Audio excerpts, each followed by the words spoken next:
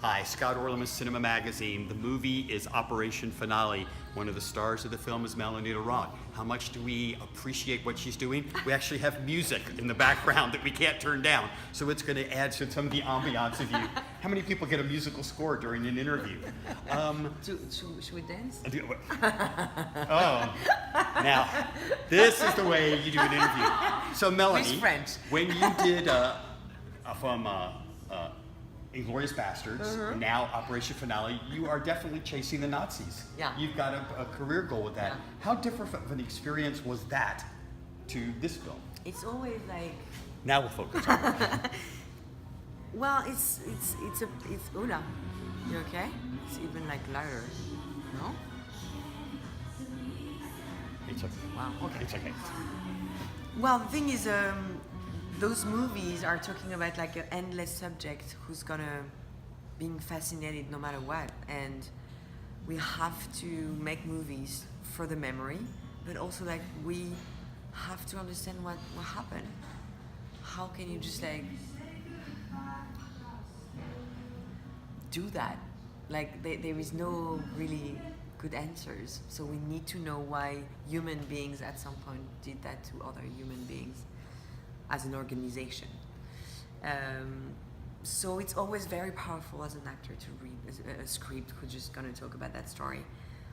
And Eichmann's story was kind of like crazy, and because the subject is amazing. How do you behave with the monster, locking in a room for 10 days when you just want to be an animal and you just want to kill the guy and make him suffer, but also like you need him to get judged. And so how you deal with between revenge and justice. And I think it's something very interesting about human beings, like how you just go on fascism and how you just like protect humanity. Like it's yeah.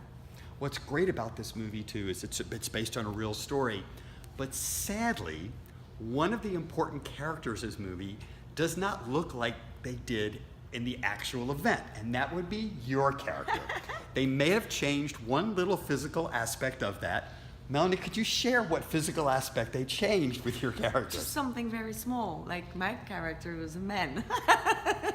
So it's just, a little bit more blonde or something like this. No, that was the doctor in the team was a man.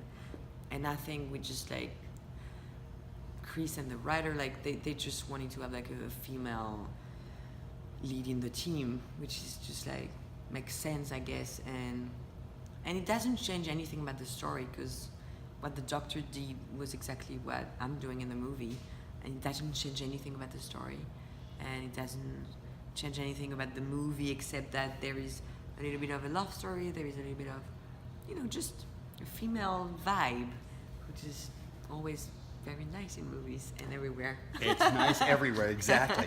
Last question for you, which I think is immersive for an actor, is to actually be tangible, to physically touch what you're really experiencing. And I understand Chris actually took you guys to Argentina, and you filmed in some of the exact locations where the story took place.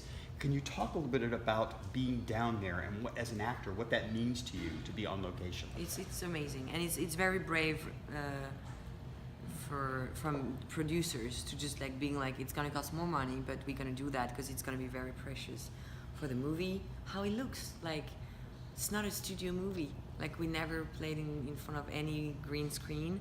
We were like entering that creepy house every day, 2 hours to get there every morning, and then you entering like real room, and then when you're just like playing with Serban, he's in the real space, and it's changing everything for us for sure. When you can do that, it's the best, because it's like how to make movies. Mélanie Laurent, as always, thank you so much. Thanks. And Bye. this is Scott Orlin. Till next time. Au revoir.